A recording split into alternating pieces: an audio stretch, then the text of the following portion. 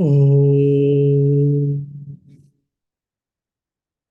Bhaja Govindam, Bhaja Govindam, Govindam Bhaja Mudhamate, Samprapte Sannihite Kale, Nahi Nahi Rakshati Dukram Karane. O fooled ones, seek the Lord, seek the Lord. When the death approaches you, the grammar or your mundane activities doesn't come and help you. Om, peace, peace, peace.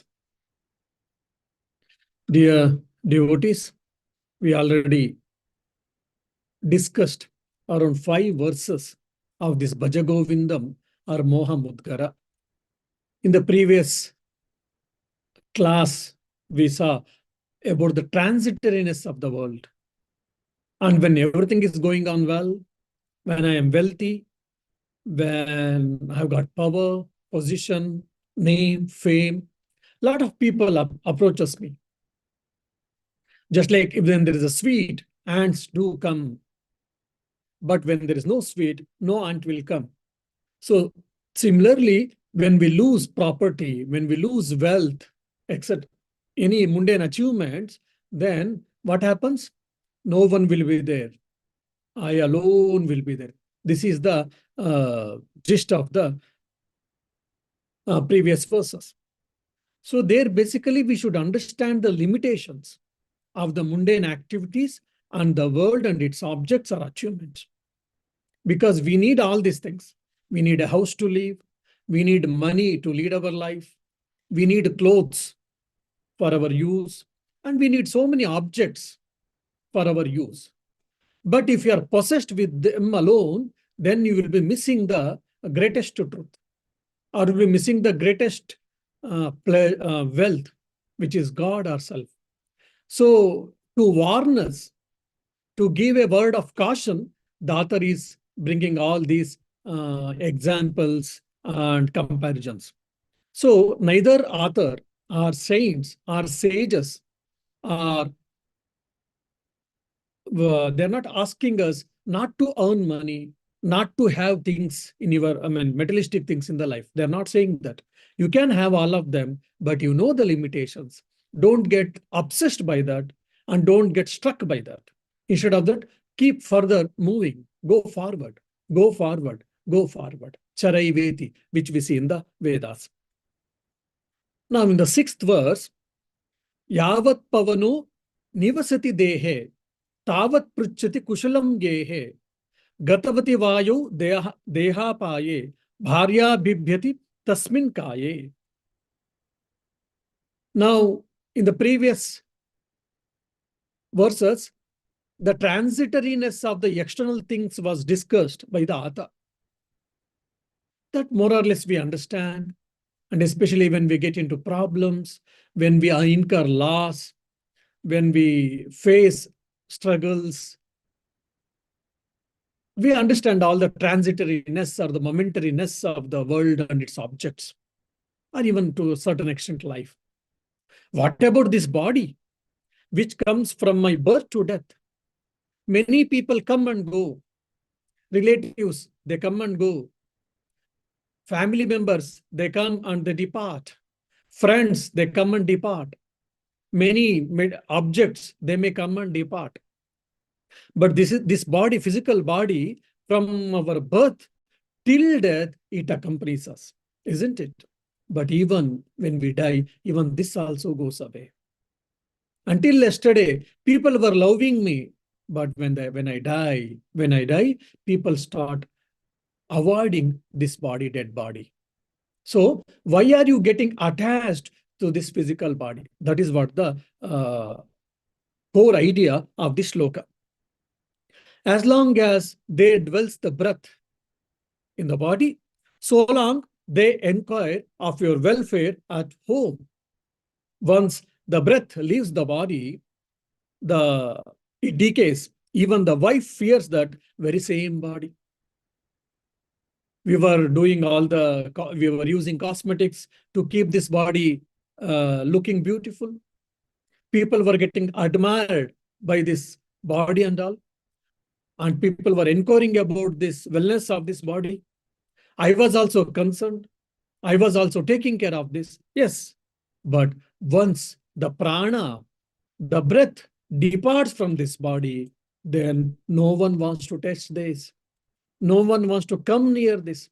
Even the dearest people, so-called, either friend or wife or children or anyone, even they also don't want to come near to that dead body.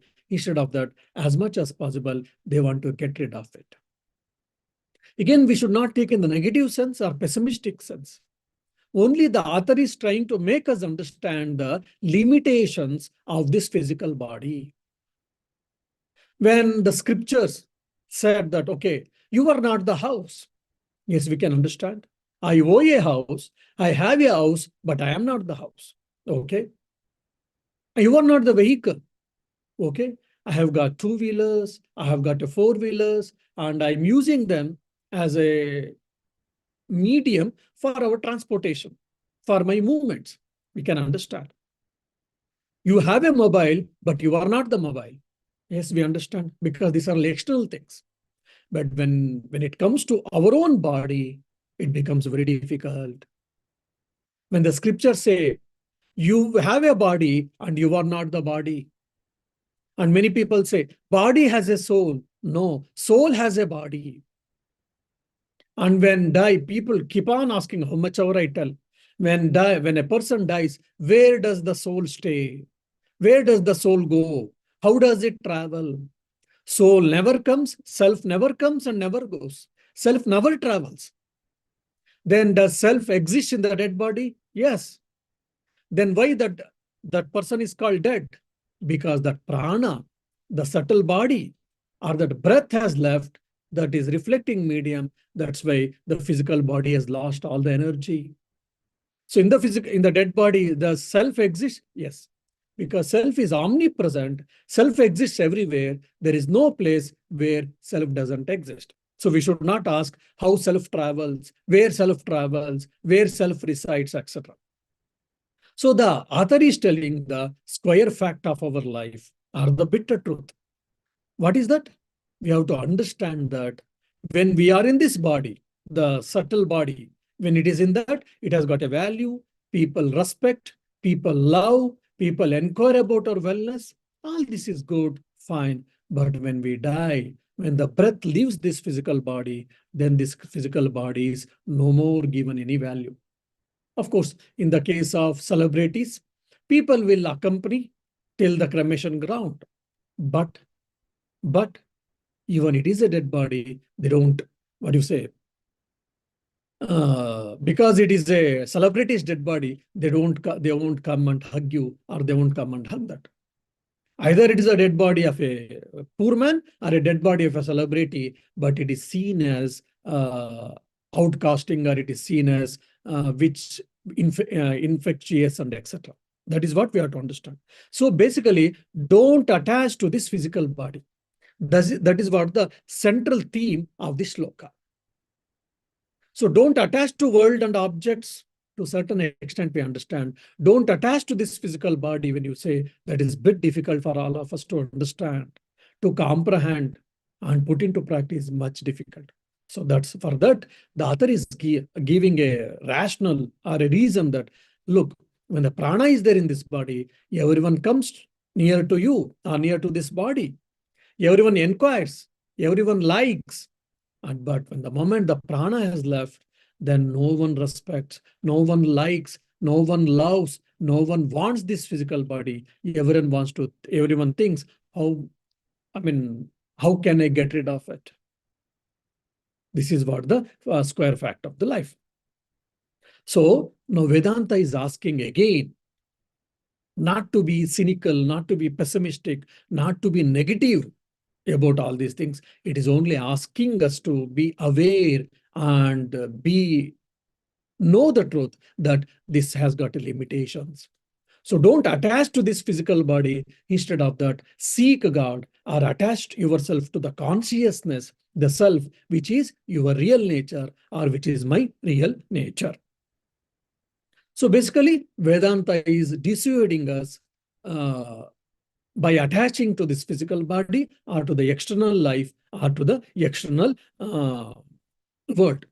Instead of that, it is asking us to be unselfish, then helping nature, then having a sympathy or love, compassion, mercy, and use all these materialistic comforts or this world and this body for the greater causes. Why? Because the Upanishad itself has said, Sharira Madhyam Kalu Dharma Sadhana. The first and foremost sadhana, the spiritual practice is what? To keep this body fit. Are? Till now you said that don't get attached to body, etc. And now you are saying that Upanishad is saying that keeping the body fit as a spiritual practice. Yes. Because this is the weapon given by the God or the nature by which we can use and make the best of it. So instead of attaching to this physical body, use this as a tool to achieve the higher things. Let me read more and more scriptures, or let me earn more and more knowledge. Let me meditate more and more. Let me travel towards God more and more. Let me travel towards self, or experiencing the self more and more. Let me use this body and mind to help the mankind, to serve the mankind. So this body will have more value, more usefulness. That is what the author is intending us to be that. Instead of that, if you go on getting attached to the body, then what happens? You'll be always trying to please this body, means please the desires, and just it will be sense gratification. So you are limiting yourself. You are limiting your thinking. You are limiting your energy also. So be unlimited. How? From physical level, travel yourself to the mental level. From their emotional, from their intellectual, from their spiritual. That is what the journey, life journey. That's what we say, go forward. When Sri Ramakrishna said, go forward, agiye chalo. What does it mean? From physical level, we should go to spiritual level. When we leave at the body level, mostly what happens? We leave at the level of instincts. Just like animals. Animals live at the level of instincts. When we also live at the level of instincts at the body level, then what happens? Crossing over this body physical level or thinking higher things will become extremely difficult or challenging. Okay, you take care of the body because it's a wonderful instrument for all our achievements and success. So take care of it as an instrument, use this for the better cause, and dislocate yourself from body, means from body consciousness or body attachment, then slowly attach to the God, attach to the highest thing. Then this body mind will have its more value, more worth. So do not attach or worship the body. Instead of that, worship the self. Simple example, Indra and Virochana, they went to Brahma and they asked, "Oh Lord, please teach us what is the truth." Of course, somewhere they say Brahma, somewhere they say Brahaspati. Then he said, whatever you see, you go and see in the water, whatever you see, that is the truth. Okay, Virochana and Indra, both of them, they went and they peeped themselves in the water body. Both of them, what did they see? They saw the reflection of their own physical body. Virochana, he jumped, "Oh, I have found out the truth, I have found out the truth." Then Brahma laughed and Virochana went back to his kingdom and he said, "Oh, look, I have from the creator God, that is Brahma, Chaturmukha Brahma, I have learned the truth. Whatever you see, that is the truth, it seems. So we are seeing this physical body, that is the truth. So take care of this. So eat nicely, enjoy nicely, have a dance, have a merrymaking. Even if you want to please your body, never mind whether you are troubling someone, whether it is ethical means or unethical means. So by troubling someone you are enjoying, it doesn't matter. Why? Because this body is the truth. That's what Brahma has told. So let us enjoy, let us have a merrymaking. And that's what Rakshasas, because they live at the level of instinct. That's what happened. Indra also thought, and he also accepted. He went back. After some time, he said, if I'm seeing this body and this is the truth, how it can be? Because if it is a truth, it has to be there, present and past and future, at any given point of time. This body at some point of time is there, but at some point of time before, say 50 or 100 or 200 years before, it was not there. After 200 or 500 or 1,000 or 10,000 years afterwards, this body will not be there. Then how can I say that this is the truth? Then he goes back. Then he asks to do spiritual practice and tapasya for 12 years. He does. And he said, then whatever the energy is what the truth, then he thinks prana, then no, then mind, then thoughts, then afterwards self. The moment he understands who he is, then all his ignorance is removed. So from the level of instinct, we should rise ourselves to the level of intelligence. From the level of intelligence, we should rise ourselves to the level of intuition. When we say Gayatri mantra, Om Bhur Bhuvassuvaha Tat Savitur Varenyam Bhargo Devasya Dhimahi Dhiyo Yo Nah Prachodayat. So though sometimes Dhi has been translated as intelligence, it is not. It is the intuition. Let my intuition be awakened. In all the greatest saints and the rishis, this intuition we see. So this is what the life journey is. So the author is asking us not to attach yourself to this physical body and limit yourself. Instead of that, attach to the highest. The more and more you attach to the highest, then you can manifest your energy, you can achieve many things, and resistance will be less, then your life journey will be better. That is what the author's intention. So develop the detachment to this body and attach yourself to the highest thing, that is God or the self. So that doesn't mean that you should not take care of the body. That doesn't mean that you should neglect the body. That doesn't mean that you be careless about what do you eat, how much you sleep, what do you drink and all. No. That's the reason Krishna says in Bhagavad Gita, neither you should not eat. Extreme asceticism should be avoided. Any extremes should be avoided. Not eating at all and eating too much. Not sleeping at all, sleeping too much. So any extreme should be avoided. Madhya Pantha, middle path should be followed. So not eating at all, no. Why? Because I'm not the body. I don't eat at all. No, then body will suffer. So, okay, then I will control this body by eating whatever it asks. I keep on giving. Then what happens? Then I get obesity, I can get diabetes, I can get gastritic problem and whatnot. So this body, instead of getting attached, think that this is a weapon. This is an instrument given by the Lord or given by the nature. So let us use for the highest thing. Let us use it for the good thing. Let us use for the higher things to achieve or to spend. Then this body will have its value. Otherwise, it not. Even, on the lighter side, we can say when an animal dies, it has got some value. So for example, a lion dies. Yes, its skin is used for something else. Its nails are used for something else. Similarly for leopard. Similarly with respect to elephant. Even deer, when they die, their parts and organs we use for many things. But when a man dies, no, it is rotten. So mostly we don't. At the most, if this body is donated to hospital, research clinics, then they do, then for the graduation or post-graduation students who are pursuing the medicine, they will use this to study the body by dissecting and trying to understand the organs. Then once that is done, then that all they dispose it of. So this body, when the subtle body or the prana leaves this physical body doesn't have any value. Everyone wants to get rid of it as early as possible, as quickly as possible. Either it is a poor man's body, or it is a king's body, or it is a celebrity's body. Dead body is a dead body, and no one wants to keep with themselves or within their house. So understanding this and taking that this body is a wonderful instrument, we should use it for the achievements or to seek the God, to seek the consciousness, and not to have the sense gratification alone. With this right knowledge, we can have a good life. We can have a proper life.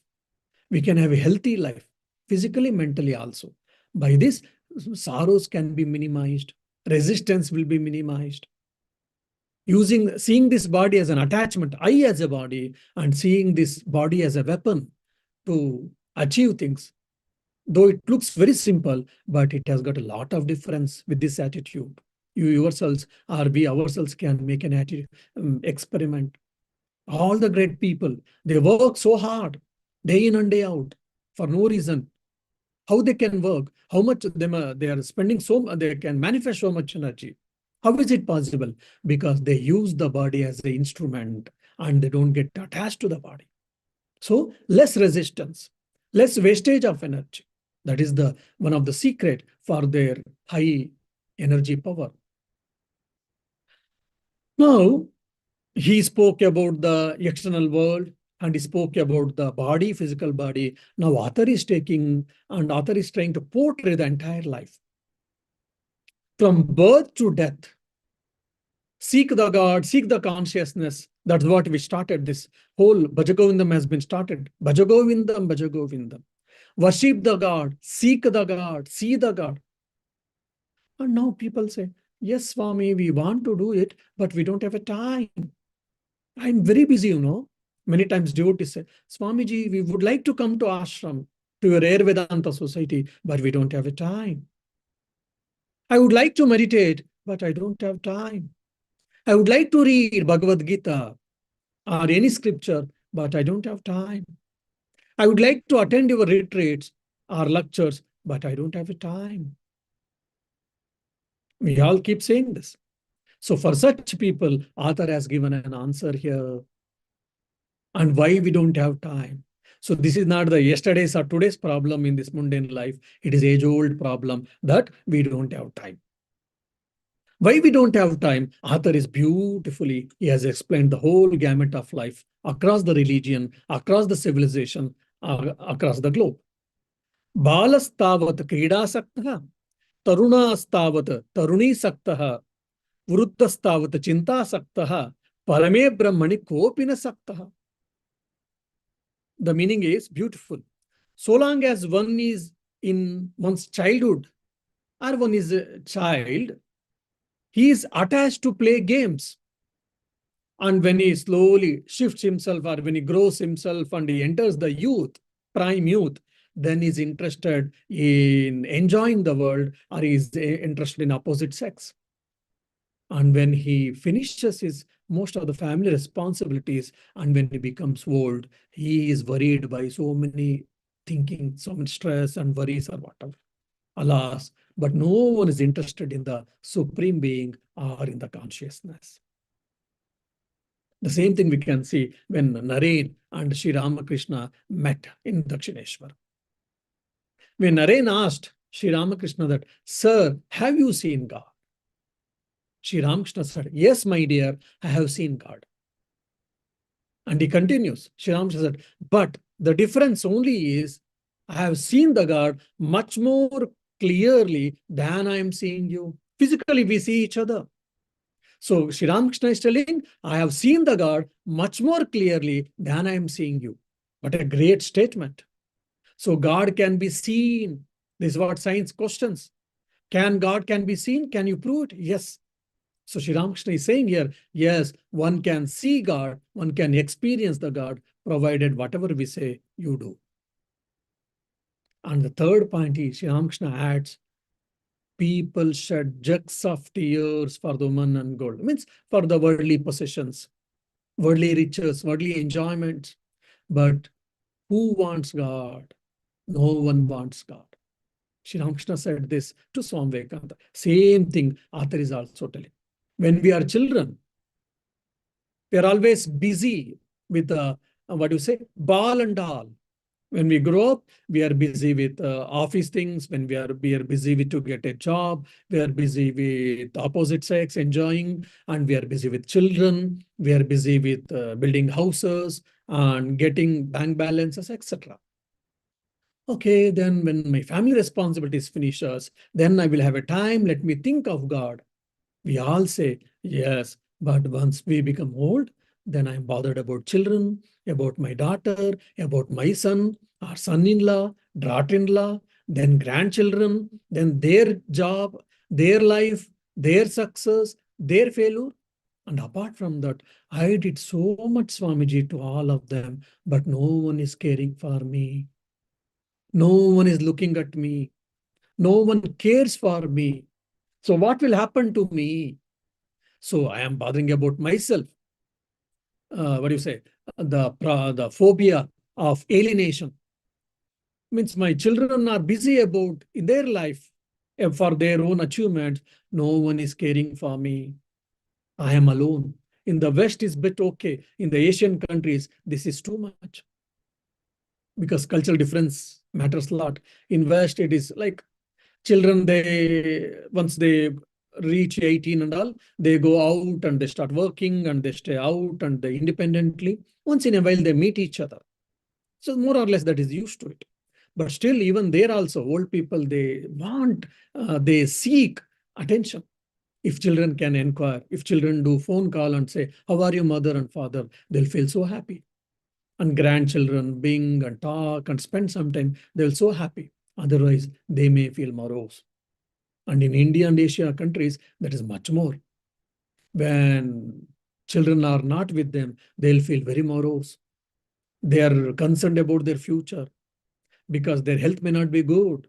So if something happens, who is there to take care of us? Who will take us for hospital? Who will give medicine?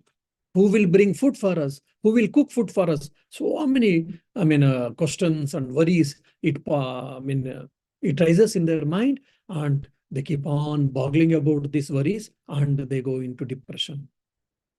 So that's why. So when in the old age, we are worried about so many worries. We are worried about the worries. But no one is worried about the God, or no one is worried about the soul. Self. God has created us. If you remember God, if you think God, I can be happy. I can be blissful. He is the sole protector for our life. But unfortunately, we have left him in the whole house, in the small place we keep him, because God doesn't expect all that. But still God said, oh, okay, that's fine. At least you have given small place. And in whole house, we are busy with many other things. And similarly, our mind and our heart, so many things we have kept, and we are not able to create a place for our God. If we create, then he guides us properly, and we can lead the happiest life, blissful life, contented life. Imagine and know it for certain. Things may not change externally. People may not change externally. People in and around, in your family or outside, they may not change. But still, you will not be perturbed. You can live the life of unperturbed. Okay, I have done my duty. I have done my responsibilities. God is there to take care of me. That's enough. You are not worried. Otherwise, you will be worried. This is what the author is trying to tell. So, we are supposed to attain perfection by seeking the Lord, by seeking oneself. My real nature is what? Not the house, not the worldly achievements, not the property, not the car, not the mobile, not my friends, not my relatives, not including my body, not my thoughts, not my feelings. I am the self, existence, consciousness, bliss. I am supposed to seek and see it, experience it.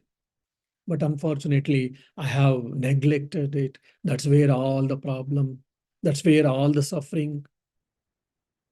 Or the God has created us, God is taking care of us, God has provided so many things, but we neglect him. It is not that God, of course, God loves us, God loves his devotees. So if we remember him, he is there always to protect us, but we don't remember him at all. When we have got problems, we may remember, otherwise not. Oh, God, you are there, you be there, we will see afterwards. There's an interesting story, once in one place, it was a gathering, maybe around 100 or 200 people, they were sitting and they were doing Akandram Bhajan. Akandram Bhajan means from morning to evening, continuously doing bhajans, singing different devotional chants or hymns or stotras. For quite a good time, all of these people, they were all good devotees. So they were all, with all devotion, they were all praying. Lord Narayana once he thought, So much they are praying for me. Oh Lord, please appear. We would like to see. You look so beautiful. Your eyes are so beautiful. Your body is so beautiful. And your crown is beautiful. Your mace is beautiful. And you are so beautiful, handsome. And you are so compassionate, so merciful. Why can't you have a mercy on us? When can we see you? All such type of feelings was embedded in that singing. So with all the devotion they were singing, Lord also thought they were singing with so much devotion, let me go and appear. And they will all feel happy. Let Lord Narayana appear. Then they were all singing slowly. The singing got stopped. Then everyone started staring at Narayana. Who is this fellow? Then finally someone asked, who are you? And Narayana said, what? I am Narayana. Which Narayana? I am that Narayana who has come from Vaikuntha, for whom you were praying for. You were all praying and you were all seeking me. That's why I have appeared. Then the devotees started, talking. There was some murmuring and they were talking each other. And they said, yeah, we were seeking Lord, no doubt. But how can Lord come from Vaikuntha? No. Oh, then someone in the groups, oh, please tell us, please don't bluff us. From which company, from drama company, how come wearing all this costume? Unfortunately. No, Lord Narayana was in fix. Lord Narayana was in problem. Now he had to prove himself that, okay, my dear, I am Lord Narayana who has descended from Vaikuntha, from the heaven. Then Lord Narayana thought, okay, let me prove myself. My condition is very pathetic. Then Lord Narayana said, okay, kindly let me know, by doing what you will understand, you will accept me, that Lord Narayana. And someone said, okay, there's a glass, water glass, I will give you, you can convert it into gold. Then Lord Narayana said, yes, and he touched, or by his mere wish and touch, it became a gold. Then everyone clapped. Then now people came into conclusion that, yes, it's Lord Narayana. Lord Narayana is thinking, now at least I'm spared and people believe in me and all. But in a fraction of a minute, the whole crowd is disappeared. Everyone is running from the pandal, from the place where there was bhajan happening. Everyone in that village, Lord Narayana dumbfounded. What is this? They sought for me, they seeked, I came, and they had a doubt. That's fine. I proved them, but still, in spite of seeking me or seeking my company and feeling the blessedness, everyone is running away. What is this strange behavior? I should not have come with this into this mundane world. Finally, he caught hold one person. He asked, where are you going, all of you? Then they said, because you are Narayana, you turned into gold. Now they want to bring all the biggest vessels in their house and they want to get test from you and they can make it gold and they can use it for their to become rich people. So just you wait, in no time people will bring with the big vessels. And Lord Narayana thought, oh my dear, these people really, they don't want me, they want my riches. And he felt very bad about it. Bad about means he felt pity about these people and he disappeared. And people bringing big vessels as much as possible, big vessels, they come running and they say, Lord Narayana is no more. They all felt bad. We missed an opportunity. Though sometimes it looks very funny, or this story may look exaggeration, but this is what our fate is. Though we say that we want this, we want that, I want the highest thing, God and self and all, but most of the time we are busy with the world and its objects. Sri Ramakrishna tells beautifully this with a simple story. When the child is busy with playing dolls, mother gives the doll or dolls, and when the child is playing happily with the doll, she leaves the child and she gets busy in cooking and household works.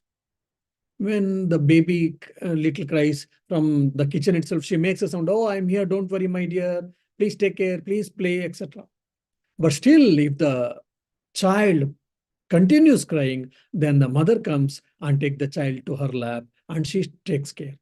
So similarly, when we pray to God, when we cry for God and God alone, then he comes. Otherwise, he has created enough things for our distraction. And today, because of this internet and mobile, my dear, I mean, if you have got mobile and net, for most of us, we don't need anything else. No people, nothing is required, even sometimes, even not food also. We are happy with that. So we have got enough distractions. We have got so many objects in this world. We are getting distracted and we are missing the point. So when we are small, we are busy with the dolls and we are busy with the balls. Balls means play games and all. Then when we went to become youth and all, so we are busy with many things, external achievements, accomplishments. And when we become old, we are worried about our own worries. So again, so author's intention is not that we should not marry, we should not enjoy the life, we should not earn, we should not, strive for any achievements. No, you do all of them, but you know that the limitations. First point. Second is, all of them is what? Using that, try to rise yourself, try to practice that awareness, try to practice that God's presence. That is what the whole story, whole intention behind this, behind the creation. That is what we have to understand. And Sri Ramakrishna tells beautifully elsewhere that, like camel, when it is eating the cactus fruit or flower, because their small thorns will be there in that flower or fruit, and because of that, there will be blood from the camel's tongue. And when it is eating the cactus flower or fruit, and it gets mixed with the blood, its own blood, and the camel thinks that, so the cactus flower or fruit is very tasty. Similarly, I sought a chocolate, and I'm enjoying chocolate, and I feel there is so much happy in the chocolate. The happiness doesn't lie in the chocolate. The pleasure, whatever we get from that, it is not from the chocolate. It is only from ourself. That whatever that happiness you say, bliss you say, that pertains to myself, my real nature, Ananda. Ananda Swarupa, my real nature is Ananda. But unfortunately, I am superimposing that Ananda in the external objects or in the world and its objects. I am thinking that all of them can give the happiness, and without that, I cannot be happy. We need all of them for our survival, for our leading life, but for our happiness, none of them we need. When we have got a mobile, we are happy. In this, I see many places when I go to functions. The best way the parents, unfortunately, are trying to control, trying to keep the children, mum, is by giving mobiles. If you take the mobile, then the child starts crying. So the mobile has become a type of a doll, toy, but it is very unfortunate. And today, you see some of the children are very under dark patches and all. Why? Because of continuously seeing mobile and etc. Like that. So all of them are instruments. Use it and go forward. Manifest your divinity. Seek the God. Seek yourself from all these things. Then they will have a value. Otherwise, life will be in problem. Or you will have more and more sorrows. That is what the author is trying to tell. So one more important underlining argument is what? If you will get a time when you value something, when you get a passion to something.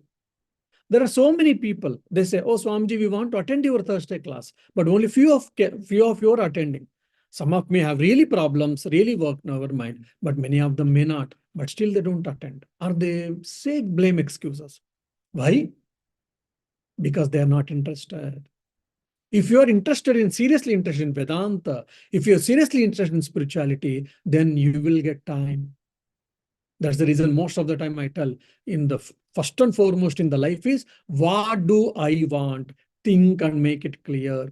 If you make this clear, then many things will fall into place. Because of the lack of clarity, a lot of confusions are there in our life. Either you want to enjoy the life, be clear. You want to eat and sleep, be clear. You want to be an officer, be clear. You want to be a monk or you want to be a spiritual luminary, yes, be clear. So once you have got a clarity about your ideal and about your passion, about your goal, we get time. And our body and mind can be regulated it gets regulated in that particular fashion, and we can achieve many things. Otherwise, we get confused and we keep on going here and there, here and there, here and there. Like when the children go to some place, they don't know what to do in the fair or in the mall. Simply they keep on roaming here and there because they don't have a particular idea or a plan. So similarly, that's what happens in our life. So we should have a definite plan. To have a definite plan, we should have definite goals. Primary goal and secondary goal, tertiary goals, we can have it, but we should have goals, and by that we can fix our plans and the path. Then we will have our life can be synchronized and harmonized properly. Value the value, then life will have a value. If you value the God, if you value the spirituality, if you value the self, then you will have a time to meditation. You will have time for spiritual practices. If you value the world and its objects or accomplishments, then you have got time to achieve them. And if you give importance to sleep and food alone, then you will eat nicely and you will sleep nicely. So valuing is very, very important. So the author is trying to tell, so people are getting carried over because of their passions towards the world and its objects. So in the different walk of life, we give importance to different things. When we are small, our importance was what? Toys, chocolates, wearing a good dress, and play. But when we go to adolescent or young, all of them will lose its value. There is no external change in the things, but our valuing them has been changed. Our value has shifted to some other thing. And when we become old, again, our value shifts. Means that same thing or the same object which was so dear to me, which was so important to me when I was young, now it is no more. Yeah, we need it, but not so much. Yeah, when I was young, I didn't understand. Now I have understood. So valuation of the things keeps on changing based on our experience and walk of life. That is what the author is trying to tell. So if God is important for you, self is taken a prime importance, then you will have a time to read scriptures, to listen to lectures. You will have time to listen to lectures. You will have a time for meditation. Otherwise, you don't have a time. That's the general standalone complaint from the aeons. It will also continue. Loss is for whom? For us only. Then more and more suffering, more and more experiencing the duality. And we keep on taking birth and enjoy happiness and sorrows, then again die. Then again take birth and enjoy and suffer, then again die.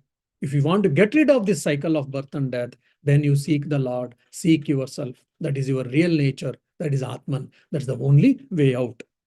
So man is the crown of the creation. For example, in the animals, what happens? They are born with so many, its own strength and whatever. So they are biologically driven. Instinctively they work. They don't have a freedom of choice. But whereas we have got a freedom of choice. So that's why, a cow or a tiger never tell lies and never tell truth also. So there is no physical evolution, biological evolution can be there in all of them in hundreds of years, but no other evolution, spiritual evolution. But in a human being, we are the crown of creation. From what sense? We have got a freedom of choice. I can be bad person. I can be right person.